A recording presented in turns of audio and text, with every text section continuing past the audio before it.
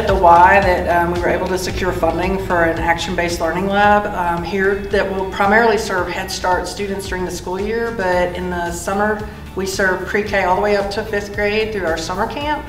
And during mini camps throughout the school year, we also have some of those older kids coming in.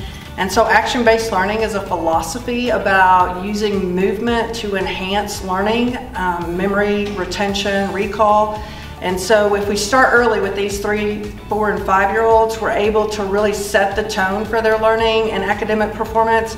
It's based on 12 foundations, and so every time that we plan a session, it's going to be very purposeful and intentional at meeting one of those foundations. For example, if we were focused on rhythm for one of our sessions, you would see hopscotch because it's a very rhythmic activity. And while they're moving, doing that physically, that is also building brain connections and pathways that would help them to identify sequencing in numbers and in reading. We have found it to be extraordinarily valuable for our young children here. Our teachers are very happy with the results in terms of balance, coordination, self-control. They feel like their kids have really good energy coming into it, that they're excited every day to come in. When the kids come into the Y, they'll say, "Is it my ABL day?" And so we get super excited to hear them want to come to the ABL lab each day. But also they find it to be calming for their kids because they're able to utilize that energy in our lab. And when they leave, many of our teachers will actually do the similar activities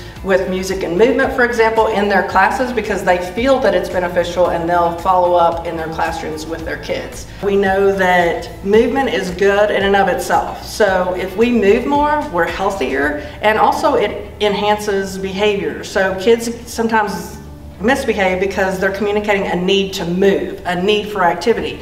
But when they come into the action-based learning lab, that's what it's all based in. It's based in movement and activity. So not only does it aid with health and behavior, but now we know based on this neural research that it actually helps in learning and retention and recall. So we're helping to reinforce the pathways in the brain.